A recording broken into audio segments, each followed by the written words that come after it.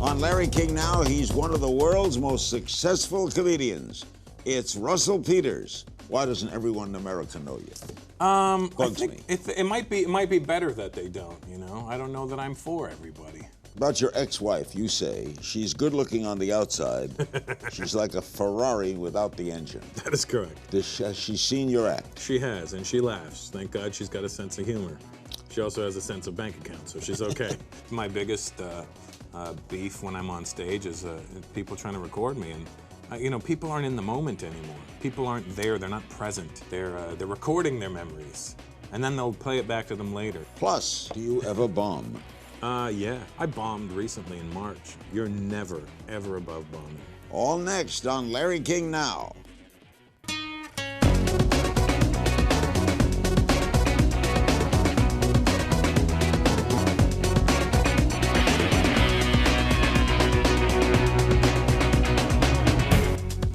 Our guest today on Larry King Now is Russell Peters, great guy and one of the world's most successful comedians, the man who makes fun of everyone. Russell is currently a judge on Last Comic Standing alongside Keenan Ivory Wayans, Roseanne Barr, and host J.B. Smoove. Last Comic Standing, by the way, airs Thursdays at 10 p.m., 9 Central on NBC. This fall, he'll kick off his Almost Famous World Tour. It'll be his fourth arena tour. Good seeing you again, Russell. You too, Larry. Thanks for having me. Russell's worked for the Larry King Cardiac Foundation twice and cracked everybody up. I want to highlight a few of his achievements.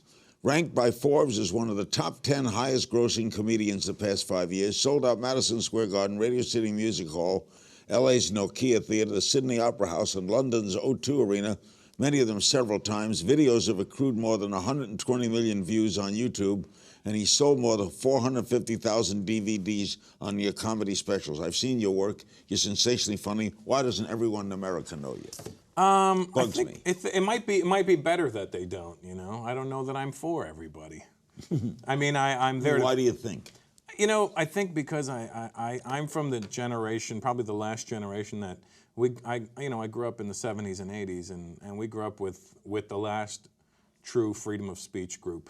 You know, I grew up watching All in the Family and the Jeffersons and stuff like that. And if you think about it, those shows wouldn't be made today because correct. There's too many politically groups. incorrect. Yeah, and is, you know, somehow the truth has become politically incorrect. Is the American market toughest? I wouldn't say it's tough because, I mean, I still sell out, you know, 15, 16,000 seat arenas. But, you know, I think it's harder to dance around all the red tape that you got to worry about in America. Because we're always bragging about in America, you know, oh, we got the freedoms, we got all these freedoms, freedom of speech. And I'm like, we really don't have that freedom of speech anymore. Yeah, you're right. And everything, and what about the everything tape? There's no privacy. There's no privacy. I mean, that's my biggest beef when I'm on stage is people trying to record me. And, you know, people aren't in the moment anymore. People aren't there. They're not present. They're recording their memories. And then they'll play it back to them later, you know? Yeah. You take a picture, it develops right away, right? You know? Yeah. There's no suspense. Yeah, it's the now generation, I call it. Everything really is now. They want it now. You get away with making fun of cultures. You think you say things other people don't say or can't say? I say things people don't say because I say it from a more informed point of view, I think. And the reason why the people I'm talking about don't get offended is because I'm saying things from a true place. And can't argue with truth. You can't argue with the truth. And there's also, you know, it's about intent. People focus on the words instead of the intent. And my audience understands my intent is to make them laugh. Which goes back to Rickles. Absolutely. Rickles is one of my idols. Friend. I love Don. Yeah. And, you know, I've had the opportunity to meet him twice. And sweetest guy in the world. He really is a great guy. Well, let's take a look at a clip from your Netflix specials called Notorious. Watch Russell Peters. Love you, Russell. They're nice to me. Yeah. You do Indian good. I can sound Indian. It's funny, is when I was in New York last year, and I may or may not have had some alcohol in my system. And I got in a taxi, and there was an Indian guy driving, and for some reason I spoke fluent Punjabi to him, to the point where he didn't charge me when I got to our destination. And even my friends were like, "You speak?" I go, apparently I didn't know this. Were you born in India? No, I was born in Canada. Canadian? Canadian, born and raised in Canada, in Toronto. Canada is not known as a funny place. You know what I mean? It's not, Canada's not funny. Canada itself is not funny, but when you're an outsider, you learn how to be funny. That's why we get so many great comics from Canada. I mean, historically speaking, we've had a ton of them. Oh yeah, that's Rich true. Little and John Candy and Jim Carrey, Martin Short. I mean, all those guys. But you think Canada, you don't think funny. You don't think Mexico's funny. Mexico's hilarious. Lenny Bruce used to do it, but Canada's not funny. Mexico's funny. Do you ever offend people? Do people ever get mad at you? I think if anybody does get mad, they're misunderstanding. The only time I have people take umbrage to anything is when I don't pick on them. I always have the people that are like, "Hey, man, we were waiting for you. How come you didn't do the Latvian jokes?" No Jewish, what's happened? Yeah. You interact with the audience too, Absolutely. Right? Like, what are some of the things you do? Well, I just improv. I improv, so I never know what's going to happen, and that's what makes it exciting for me and them. You said that part of your success is due to YouTube. Explain. Well, I'd been doing stand-up for 15 years when YouTube started, 10 years ago. And somebody had taken my special that I did in 2003, chopped it up, and sent it around YouTube. And I had no clue of this YouTube or that whole file sharing world. It wasn't anything and I'm still not that, proficient in it. but apparently it struck a chord, and here we are today talking to Larry King, a man who I've watched my whole life. So were you a funny kid? I would say so. I mean, not hilarious. I was everyone says you're the class clown. I think the class clown is the loud jerk in class. Yeah, they don't get anywhere. Yeah, I was the comedian, because I was the guy, if you and I were sitting there, I would try to make you laugh as opposed to making the whole class laugh. Our guest, Russell Peters, he's terrific. Up next, we'll talk about bombing and hecklers and working with Roseanne Barr. Stay with us.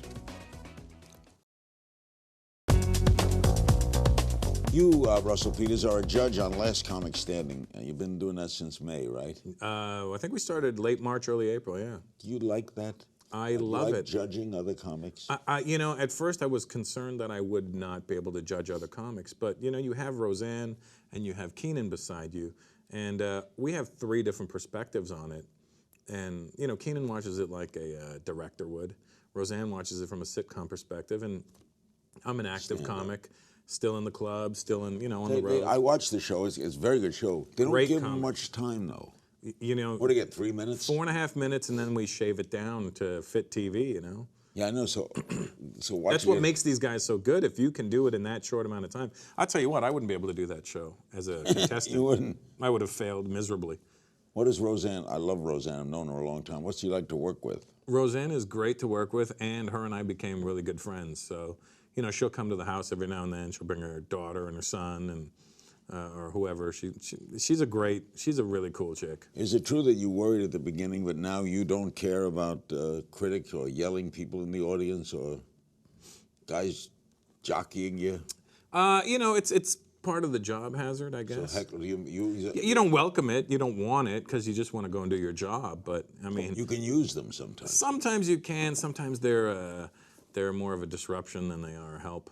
But a lot of times they're not really heckling me. They're just, excited to see you, and they're yelling out names of your old bits, and you're like, wait, why don't you just watch the show we're at right now, and we'll get to that when you go home. You can watch it on YouTube. Do you when you get very well known in comedy? Bob Hope told me once, when you get well known in comedy, you have 2 minutes. They'll give you 2 minutes of not being funny. It's true. After that, you can't fake laughing. No, you can't fake funny either. It's one of those things. Yeah, they're excited to see you, so you actually get the 2 minutes that you would normally not get. I think when you're not known, you have 30 seconds. So fame buys you a minute and a half. Do you ever bomb? Yeah, you're never ever above bombing. It doesn't matter who you are and how long you've been doing it. I do. The number one thing is panic, right? What do you do when they're not responding? I like to address the fact that I'm bombing.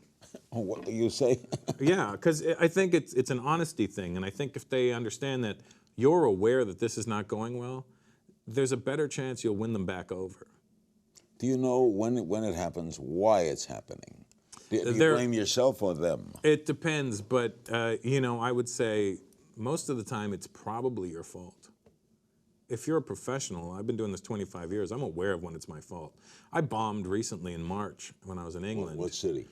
London. It was this comedy night for GQ magazine. They were doing GQ comedy night, and I was they'd flown me in, and they wanted me to close, and I was like, I'd rather go in the middle. And they're like, no, you're from blah, blah, blah, and we got to. There was like 12 comics on before me and an intermission. And by the time I went on, it was just... Too much. It was too much, and I think I had overdressed for the occasion. I think, in England, they don't like to see people doing...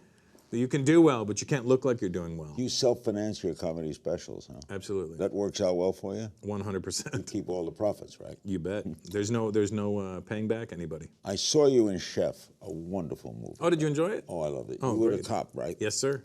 I love that movie. It was a fun movie to do, and Favreau was a great guy. He's a friend of mine, and asked me if I would do him a solid and come down and do the movie. I was like, hell yeah.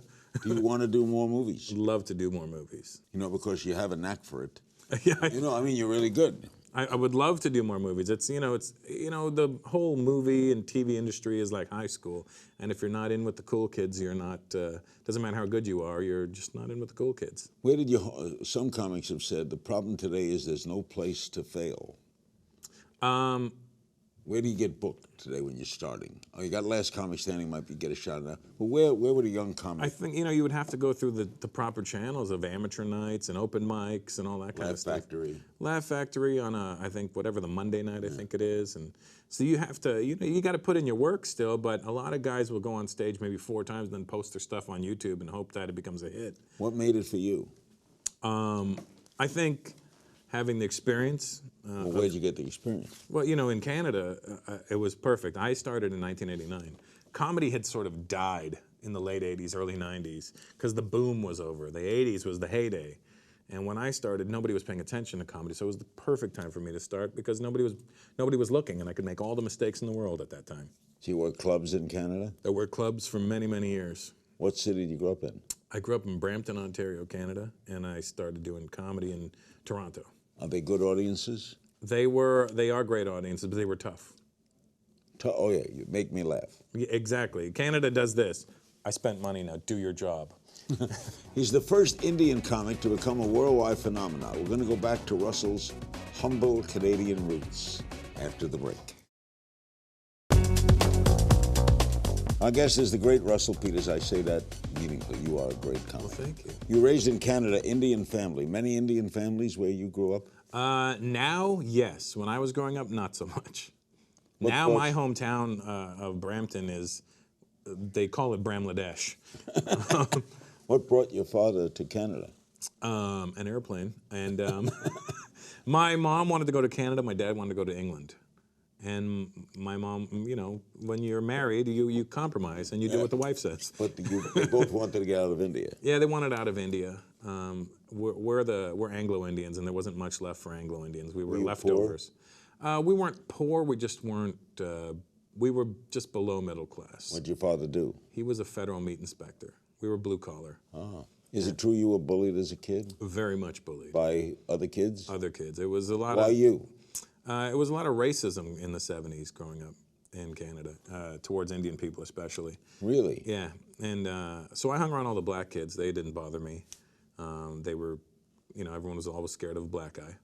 So I was like, I'm going to go with them because people don't say anything to them and they don't say anything to me. You make fun of your father a lot. I've watched your show. Absolutely. Does he watch you?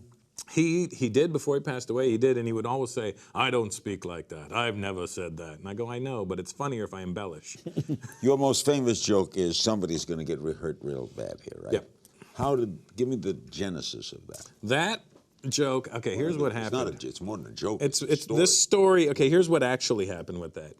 I used to DJ these Indian parties back in the day. I used to DJ, and then I ended up DJing a lot of Indian parties because there was not very many Indian DJs back then. But I never played Indian music. I always play like hip hop and R&B, and they would get somebody else to come in and play Indian music. But anyway, there would always be fights at these parties, and the fights were never good.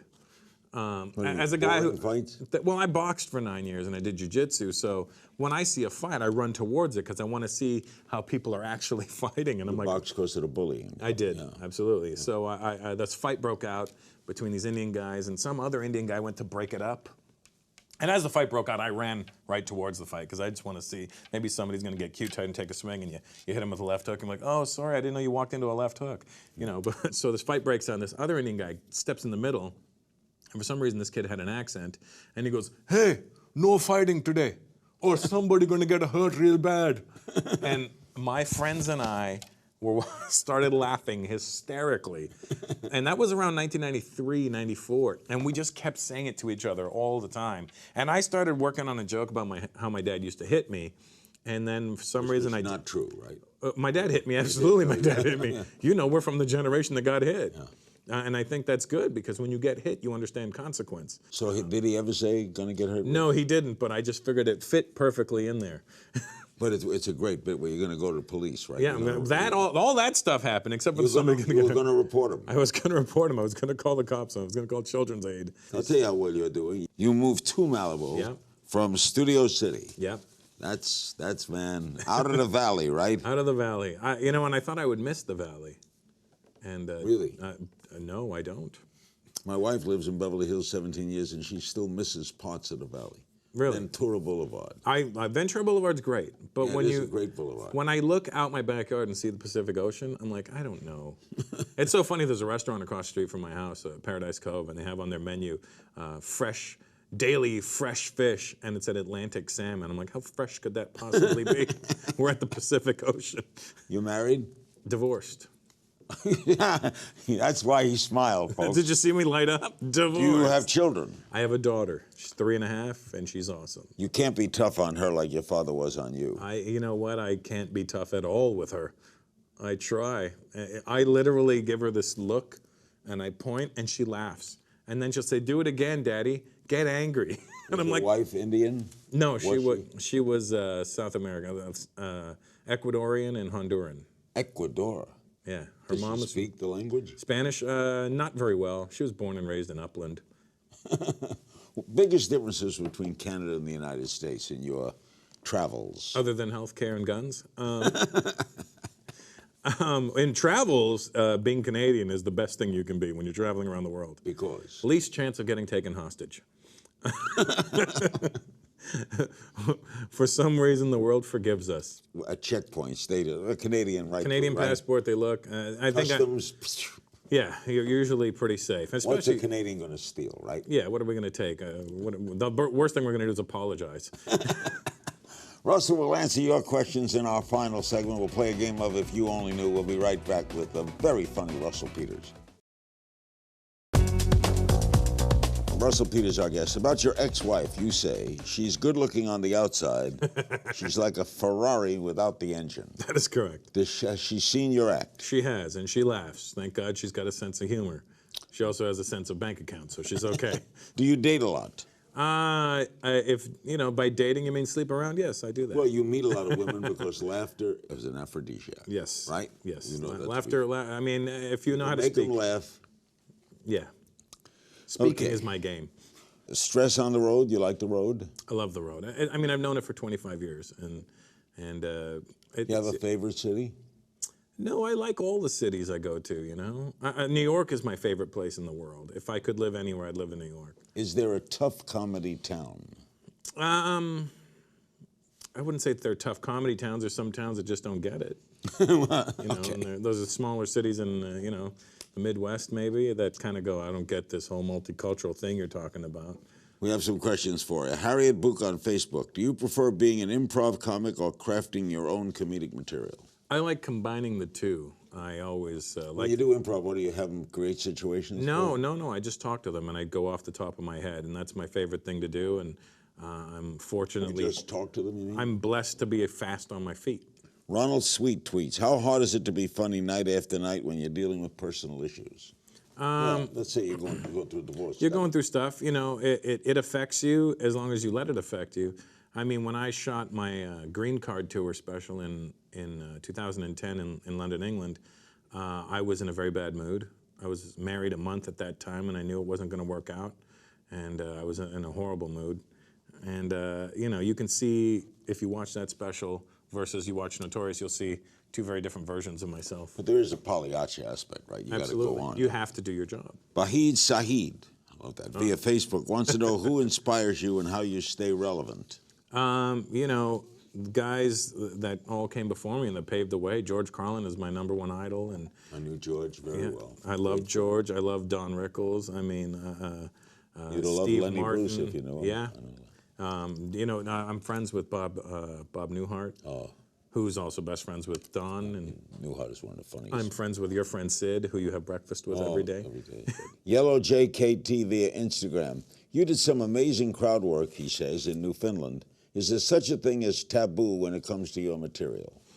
I don't talk about religion because I think people are a little weird about religion, especially nowadays. And I'm more of a science guy than I am a beliefs guy. I'm more into facts than I am into beliefs.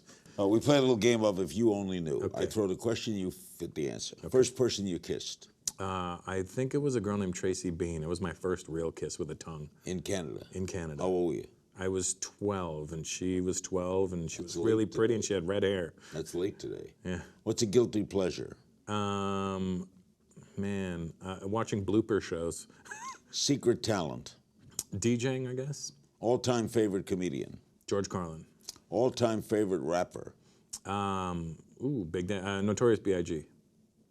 Thing you miss most about Canada? Food. Jamaican food. Canada is not known as a food place. I love the food in Canada, but maybe because I'm from there and I know where to go. Good Jamaican food in Canada? Awesome Jamaican food in Canada. Whose approval means the most to you? Larry King's. Good thinking. Most embarrassing moment? There's so many of them. We need specifics on that one. Where are you absolutely not funny? Stuck in traffic? I'm not funny. Oh, I'm miserable in traffic. I get mad. I get very angry. If there was a camera on me, you'd be like, this guy needs therapy. Too. I don't know why I get mad. I get mad at airports that are delayed. Oh yeah. I don't like stopping movement. Yeah, I don't like negative distance. If you weren't a comedian, what would you be? Probably working in the shoe store in the mall or something, to be honest. Something you wish you were good at? Maybe playing an instrument. Me too. I like to play piano. Do you? I wish I could play piano. Tell me something no one knows about Russell Peters. I'm a degenerate. You know that's probably true. Thanks to my guest, Russell Peters. Last Comic Standing airs Thursdays, 10 p.m., 9 Central on NBC. You can find me on Twitter at King's Things. And we'll see you next time.